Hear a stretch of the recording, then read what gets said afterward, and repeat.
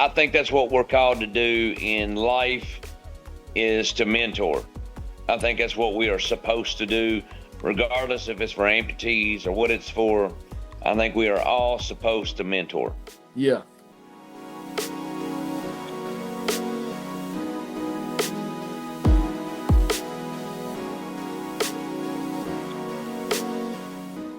Welcome to the Skills Exchange podcast, everyone. Today we have a special guest. It's Jason Koger. He's a cornhole champion of the 2025 Enhancing Skills for Life cornhole champion. Along with my teammate Sam. That's right. We went undefeated. That's right. Anyways, today we're going to be talking about peers and the importance of having a peer mentor.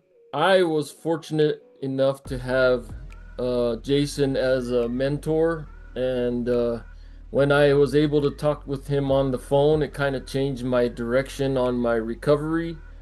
And I'm so appreciative of what you did for me on that call.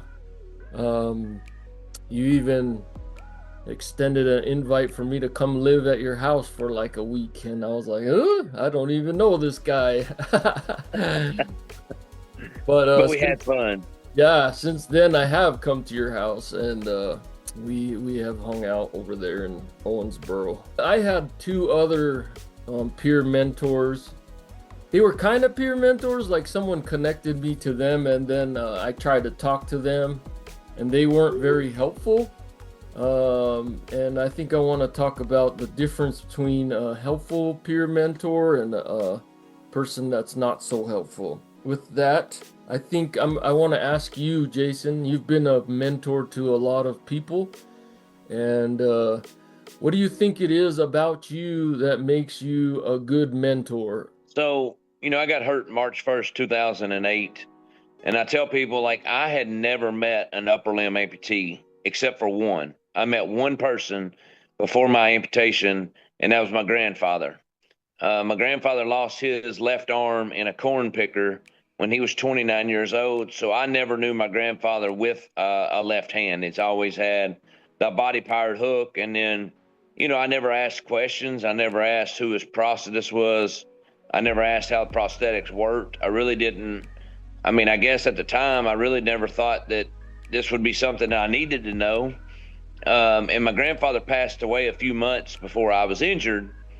And I remember laying in the hospital and just being like, man, I don't know anybody to talk to. Like, I wish my grandfather was here to ask questions. I wish that, I had somebody here, and I literally felt like my grandfather was the first upper limb amputee in the world.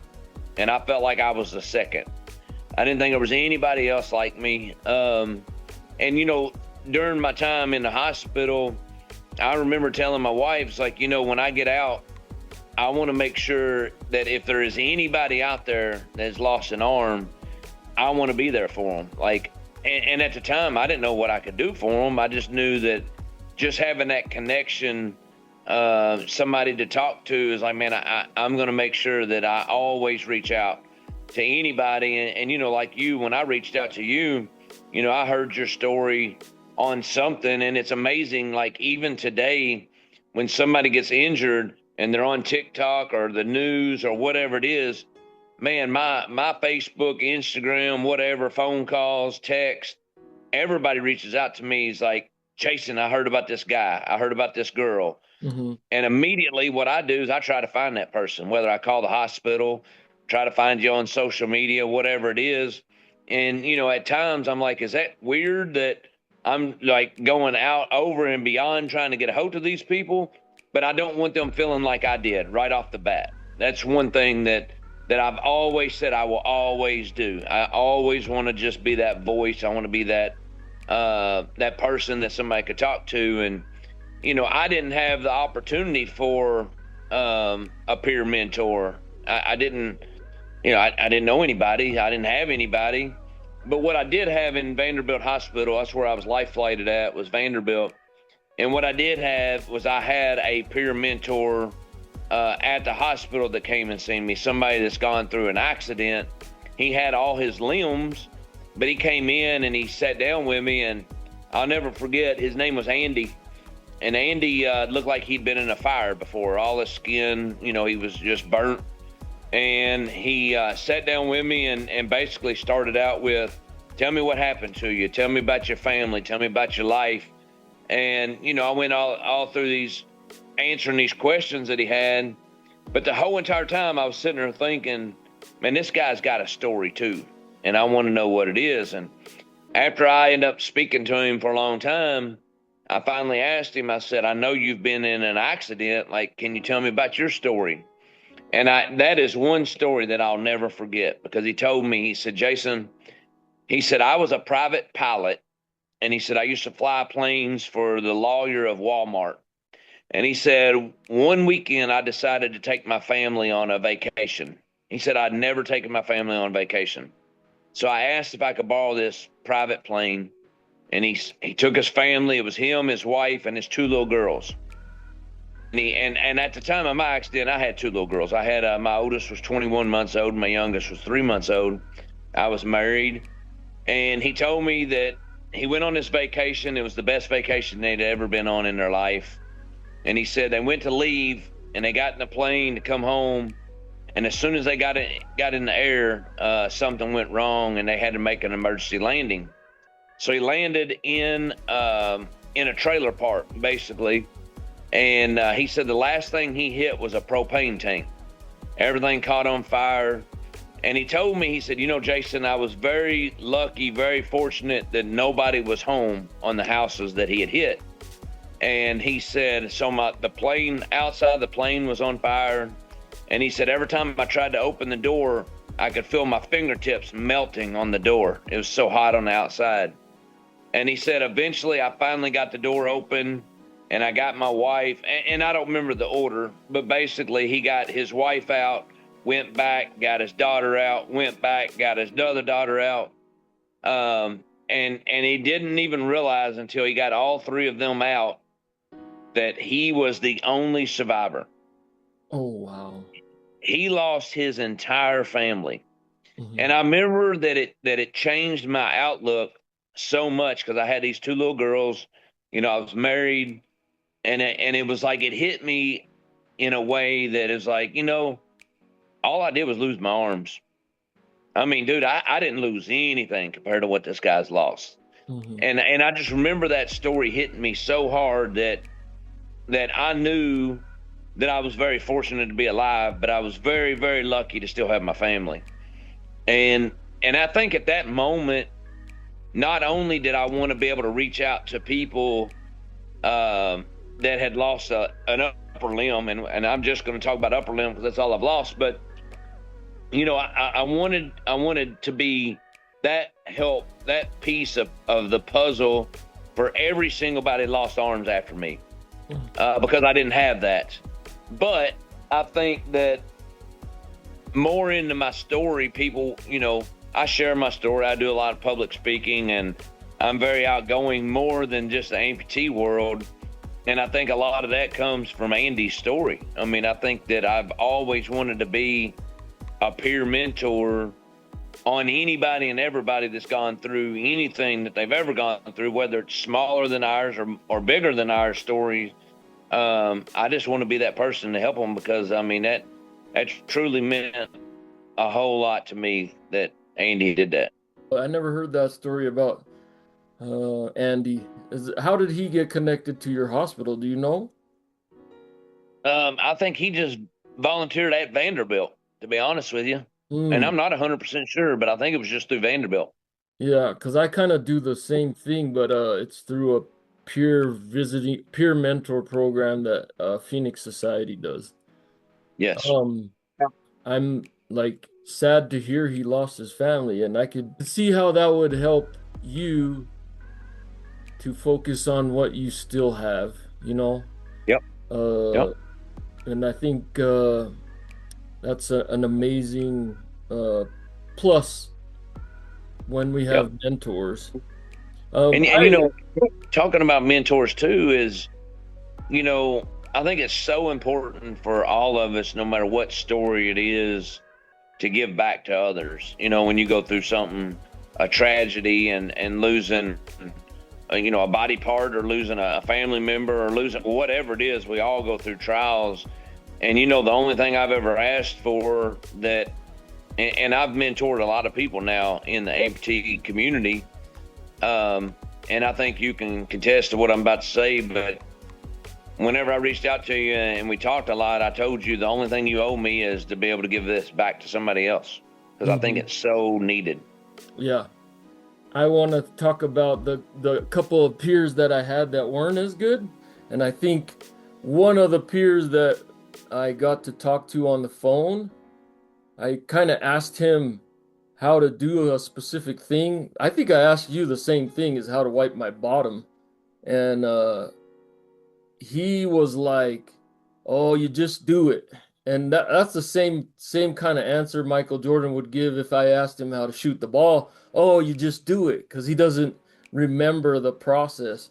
I think that's what makes you, one of the things that makes you different than that other peer mentor. And then I also had another peer mentor. Now this one was without knowing he was my peer mentor, just because he was a double hand amputee.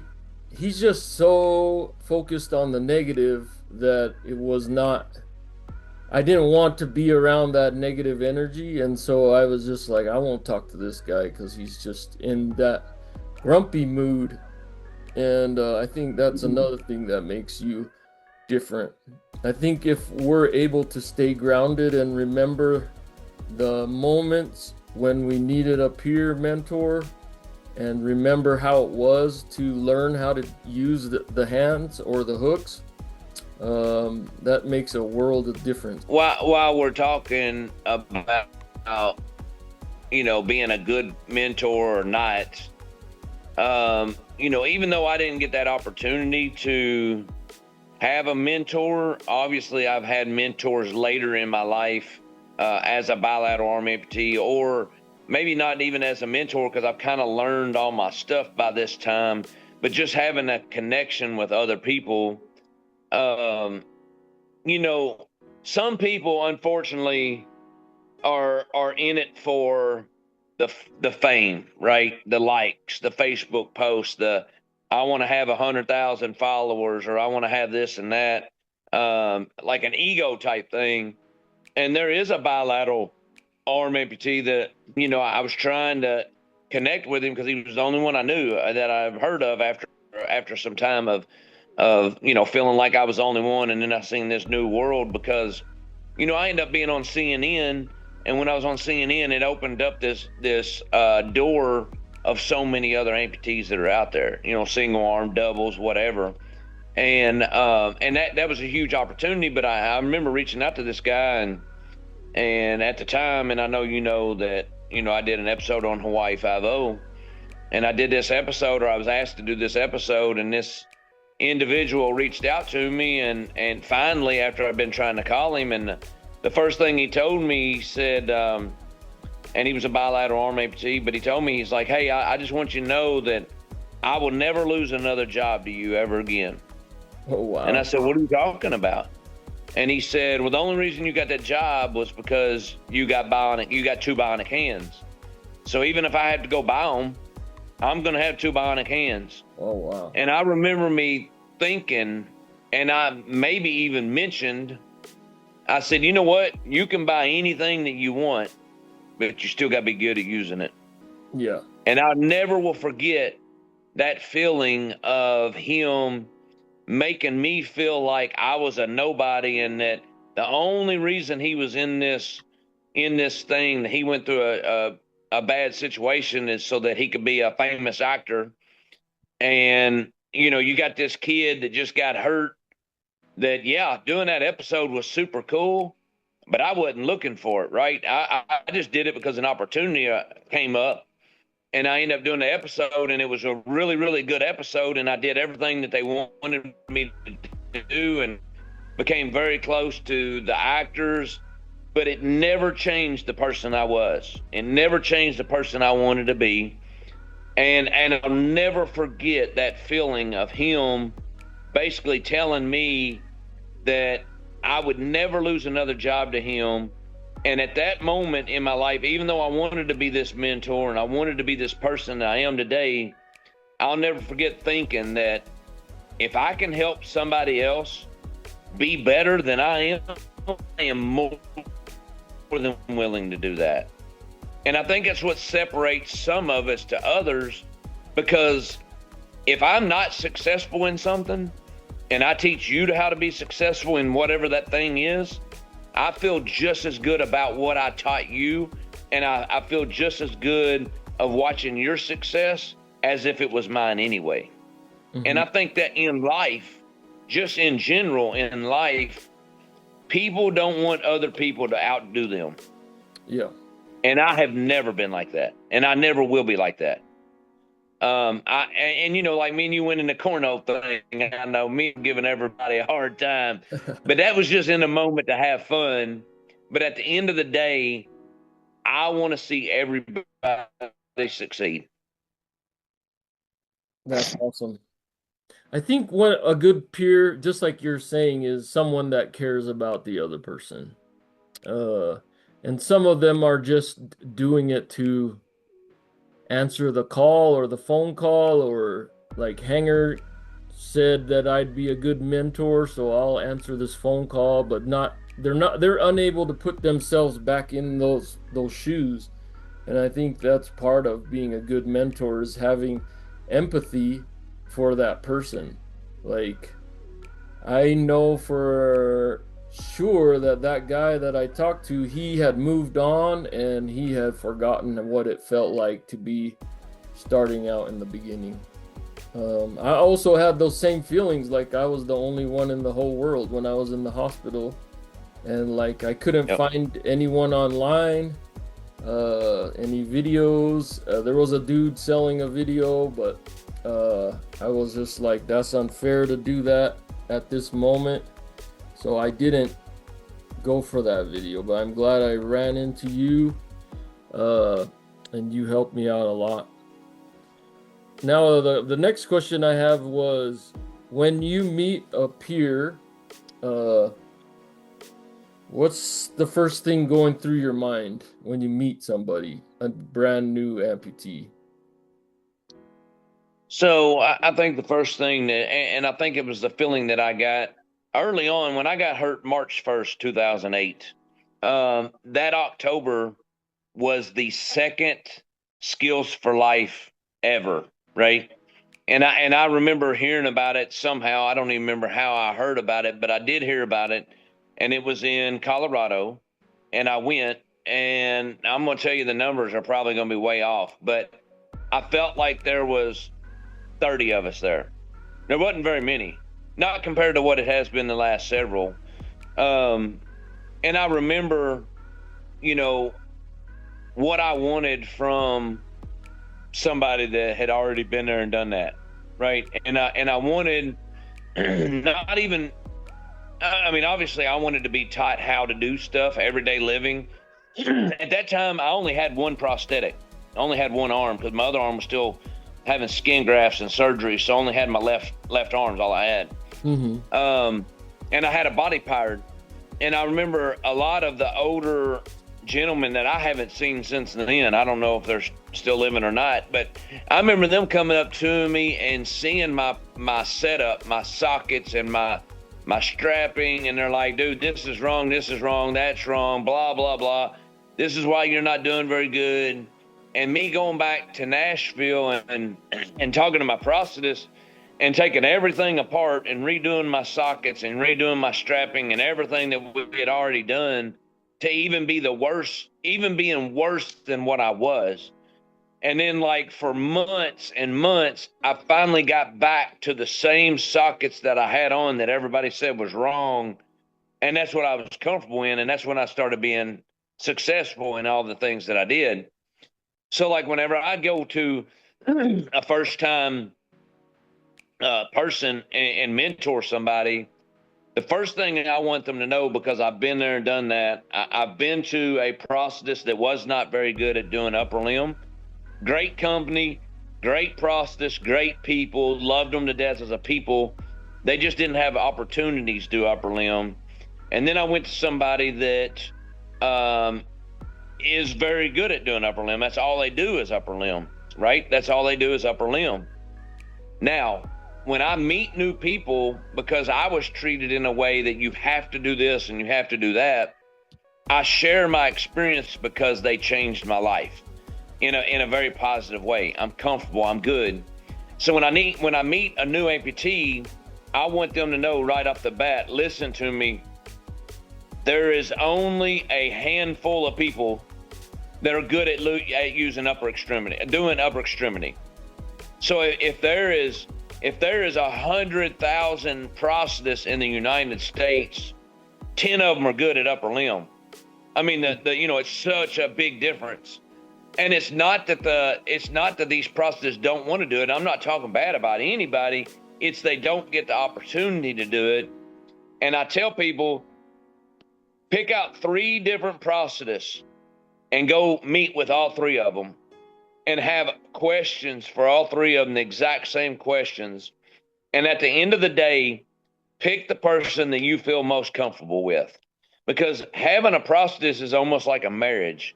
It's somebody that you want to be with the rest of your life, because if you get divorced, it costs too much money. Mm-hmm. And that's the first thing that I want them to do, is make sure that they are set up to succeed. Because if you're not ever set up to succeed, then you feel like it's you as a user, and it's not. It's the setup that you received. Mm-hmm. And I think for me, number one is making sure that they understand that they will be comfortable one day and that they will be successful. And I think if you give them that roadmap of you are going to be successful, then I think it just changes their attitude of, man, I'm going to be able to do this and that. And not that I brag, but I tell them, I can do everything. I take care of myself. I can travel on my own. I can drive vehicles. I can dress myself, feed myself. I mean, you go on and on and on. I can do everything that I want to do. Yeah. And I give them that, and I show them. If they want to know how, I show them. You got to be able to live first. This is not an overnight thing. Yeah. I mean, let's worry about getting legs or arms first. Now let's worry about dressing ourselves, feeding ourselves. Whether it takes a year, it's not overnight. You know that as well as I do. Mm-hmm. Whether it takes a year, 6 months, or a couple of years, let's not worry about all that stuff and having everything that you want. Like, we just got to live life right now. Right. That's the hard part. And that's what I try to tell them. Like, let's stay in the moment, man. Let's get past the first step. We got to get past. Let's set a goal that you have, whether it's small or big, it doesn't matter. I mean, my first goal that I ever reached, I reached it in 3 days from losing my arms. I had no prosthetics. And the first goal that I ever set was realistic, and I wanted to hold my kids again. That's all I cared about at that time. I wasn't worried about what people thought about me, if I was going to inspire people. I wanted to be able to hold my kids. 3 days after I was in a coma for 3 days. So 2 or 3 days after I woke up, 6 days after losing my arms, I held my kids for the first time. Like, that was the goal I had. It was realistic. It was small, but it meant more to me than it would have meant anything else meant to me, you know? Yeah, that's great advice. I'm going to go back to the first thing you said. You went to ESFL, or Skills for Life.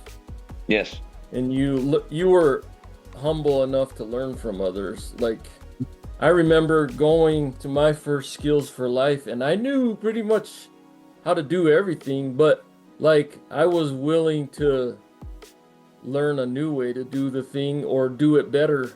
And I think staying humble is great. And then also, like, on the numbers of amputees, they're saying on the Amputee Coalition's website, 9 to 10% of all amputees are upper limb amputees, which means when you're a prosthetist, probably like very few of them get to work on arms. So sometimes you could land in a place where it's Timbuktu and wherever, and that prosthetist has only done legs his whole life, his or her whole life, and then they get to you. I think you have to think of yourself as, I'm not an experiment that you get to learn on. I have to find someone that knows how to do it already. Yeah. And And I you think, know, out of that 10%, I've done my research on this, and you're exactly right. It was 9 or 10% are upper limb, mhm, and that's considered whole hand, finger amputations. That's all, right? yeah, I've been very blessed to have multiple gadgets or multiple terminal devices, prosthetics. I've been very, very blessed with that. But another thing that aggravates me so much is if you get a person that's missing one arm, two arm, it doesn't really matter, fingers, and they go to a prosthetist that does not know what they're doing, and their insurance pays for a $10,000 finger, $10,000 hand, and it goes in the closet, then that insurance person looks at you and I the next time and they say, Billy Bob doesn't, I bought him this $10,000 hand that stays in the closet. I ain't buying you one. And mhm, it's not right. And I tell people all the time, it's like, you're going to go to a doctor and you're going to need a heart transplant. Are you going to go to a knee doctor for the heart transplant? yeah, And well, absolutely, you're not. But why not? They're both doctors. So, like, why not just use a doctor? Who cares? I mean, it's the same thing in the prosthetic world. Is I wish, and one of these days, I'm going to fight hard enough to get in front of, and it might make a lot of people mad. I don't know, but I feel like you got to be qualified to do upper limb. You mhm, have to have so much education. You have to do so many arms in a year's time in order to be, a heart surgeon. yeah, And it affects me and you because you and I are fitted right. We're comfortable and we are very successful at what we do because we're comfortable. It ain't because you're a special person and I'm a special person. That's not it. mhm, We're comfortable with what we have, which has made us successful. And again, going back to, I want to see everybody successful. true. I think one of the things that I went to you for too is also like financial advice. I remember that being so helpful, like navigating the finance piece of it. Um, and I often talk to amputees, and I also, I tell them what I know financially. They qualify for certain things, and that is a very something good to know. This reminds me of a question that I just thought of. Well, I was thinking of more earlier on in the discussion. What is the most common first question that people ask you? I'd say new amputees. I think the first thing that I always get is, how'd you get whatever you got on? Or it is a question, and it always changes. Can you do this or that? Yeah. And it's always usually simple stuff. Whether it's, can you still feed yourself? Can you, dress yourself? Can you do all the ADLs? Right? I mean, Hmm. I think that's right off the top of somebody's mind. And matter of fact, if it was my opinion, I'd say the first thing that everybody thinks about is how you can wipe. That's probably the first thing because it's such an embarrassing thing to have somebody help you do that. Yeah. And I would think that even if they don't ask, that's their first thought. It's like, I don't want somebody to do this for me. It's a very personal thing that you got to do for yourself. And I think it's probably one of the hardest things to get over of having somebody help you do that or figuring out how to do it right off the bat.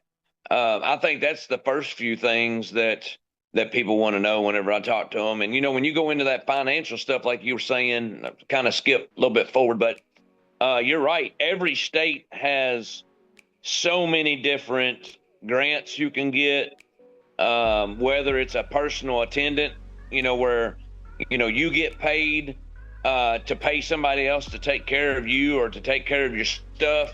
In Kentucky, they do have that. It's called PCAP is what it's called in Kentucky. And in order to get on PCAP, you had to have lost at least the use of both hands. whether it's an amputee or stroke victim, doesn't matter. The use of both hands. Well, at the time, they couldn't find anybody to really take this to be a participant per se, because it's kind of limited, but they didn't want to lose the grant either.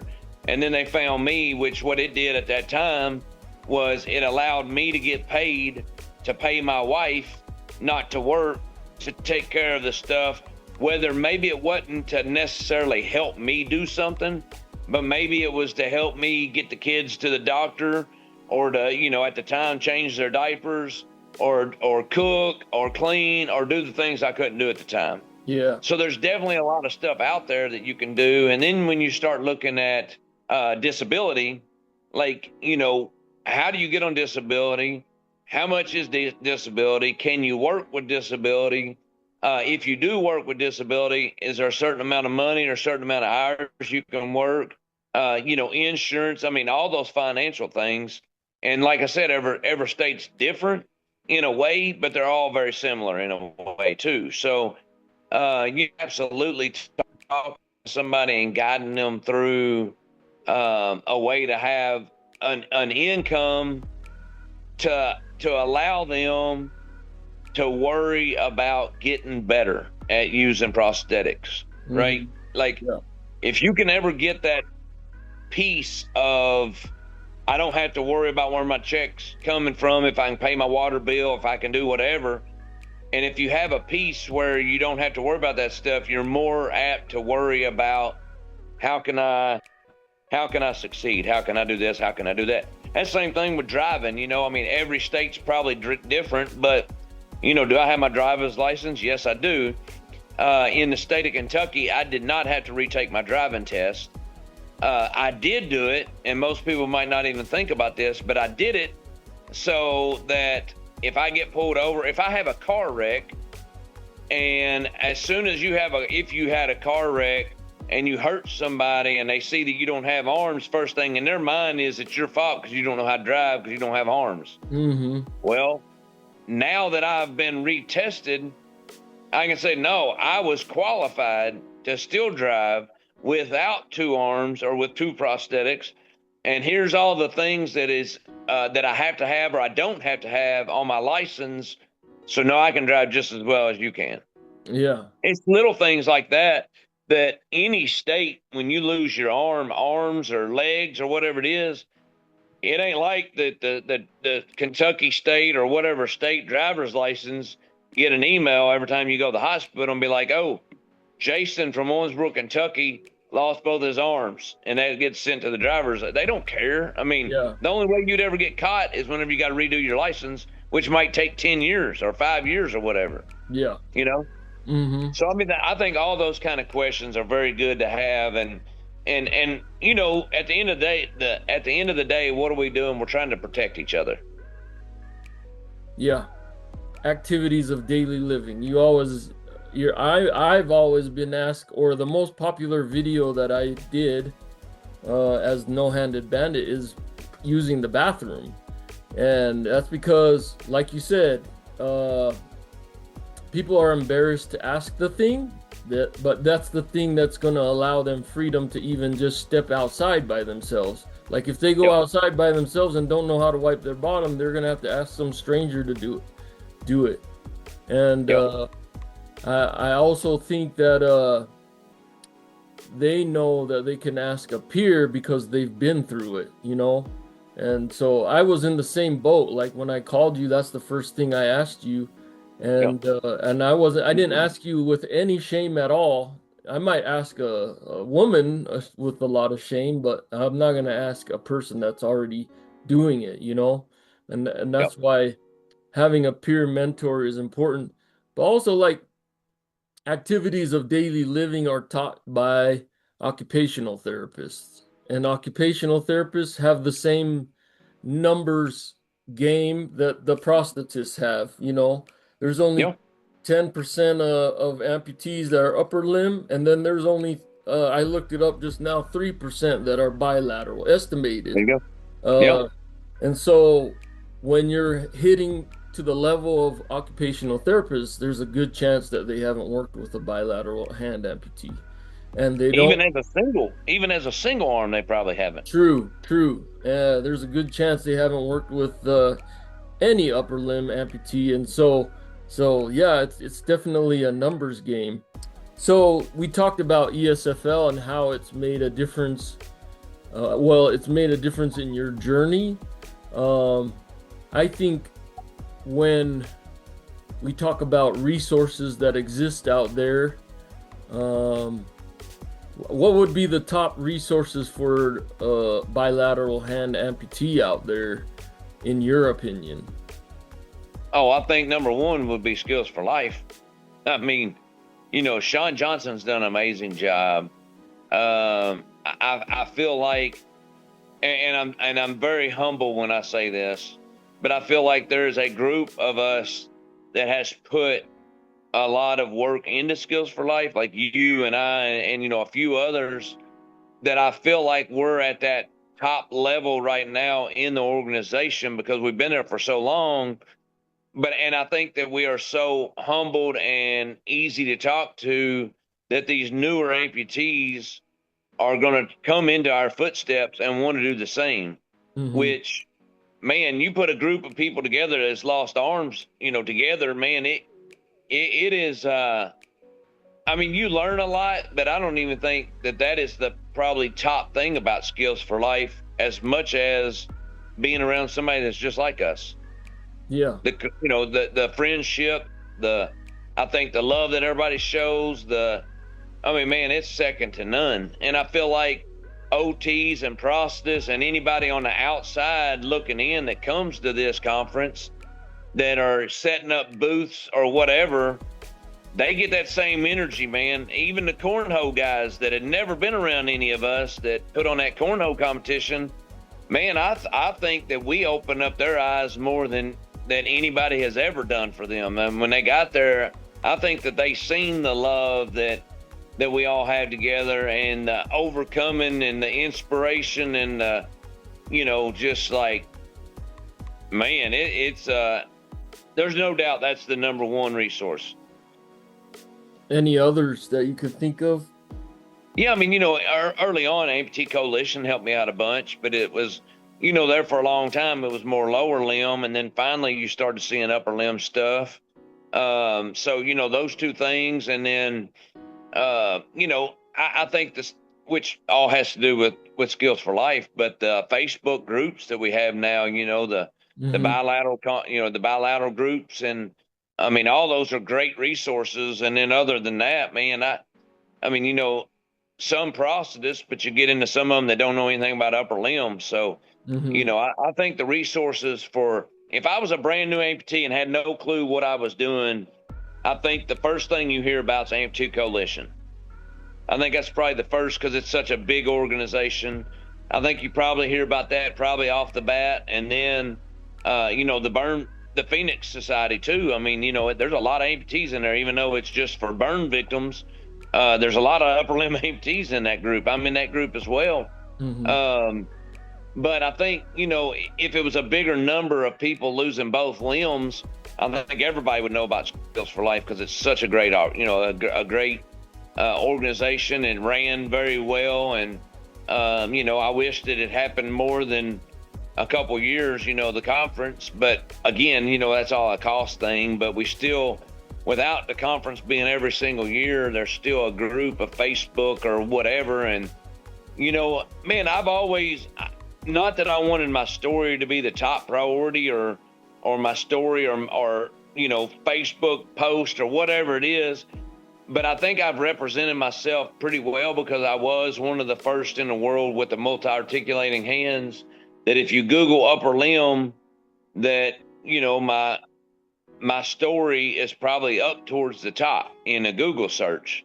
Yeah. Man, I absolutely love that because, and you as well, if there's a select few people that I would be tickled to death was in the top 10 Google search for these people because they can help others. I think those are your resources of just getting out. And I wish there was a way that every hospital in the entire United States knew about this organization. So whenever an amputee came in, they knew how to get a hold of us, Yeah. Yeah, I think we're working on being more of a top search as far as enhancing skills for life, and also like programming throughout the year. If people can attend, they're gonna be next to peers, and the Yep, best place to learn from a peer is right next to them. You that's know, exactly right. there's a difference between talking on the phone and just being right next to them, and they can explain it. And I think that's the magic of the conference, Skills for Life conference, is that you could be Yep. right next to them, and you could see it, touch it. Another thing, like I've been a mentor to some other people, and if they're hurting, man, you got to reach out. You Yeah, cannot be too good to reach out. You cannot be too good to talk to somebody or ask for help or ask for their opinion. There's too many of us that are too good out there to help, that wants to help. So don't be shy on reaching out for that help. You know yeah, what I mean? We're out here to help each other, and at the end of the day, that's what we're out here to do. No matter if it's through amputations or anything else in life. My dad was a drill sergeant in the Army, and my whole life I've always realized that my dad was a self-provider since he was 13 years old, working in the tobacco patch. So my entire life, I've always been taught to give more than what you receive. yeah, And I think that's what helps us be great mentors, because we are willing to give more than what we'll ever receive. yeah. And I mean, we do receive. I think it's in different ways. That's right.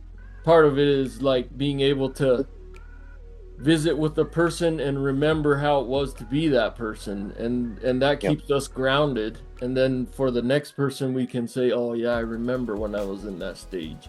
And I Yep. think that was the hard thing for that other mentor, is he couldn't remember how it was to even have hands, to be at the beginning, you know. But that's a great. It makes my heart feel full. You know what I Yeah, mean? yeah, that's the what we receive in return, you know. Yeah. Yeah. But I appreciate you taking up some time. That's great, and Yeah. we're looking forward to meeting up again and taking everybody out on cornhole, because there's a lot of people that want revenge, and so we got to give them the opportunity We so that do. so We that do. they can learn their lesson. Ah. And I would like to end with this segment of peer mentoring, is that if you've never done it, try it, because I'm Mhm. telling you, man, it gives you so much reward. I mean, so much. Your heart just feels so full, and when you see somebody succeed. I mean, dude, I remember seeing people that I've mentored eat for the first time, and me showing them how I did it. And that's another thing. I don't tell people, I've never told anybody, you can only do it this way. No, this is how I do it. Yeah. There's other ways too. And I think that you have to separate, this is me, or this is what I do, or this is the only way. That's not what we're out there to do. Yeah, I think it's great to show people how you do what you do. But the entire point of being a peer mentor is watching them succeed, even if they succeed more than you, Yeah. even if they do it a different way. It should give us that. I think that's what we're called to do in life, is to mentor. I think that's what we are supposed to do, regardless if it's for amputees or what it's for. I think we are all supposed to mentor. Yeah. Yeah, that's a great place to end. So, appreciate your time, Jason. Absolutely. And to everyone else, tune in next time to Skills Exchange podcast. We'll have another guest on. Thank you. See ya.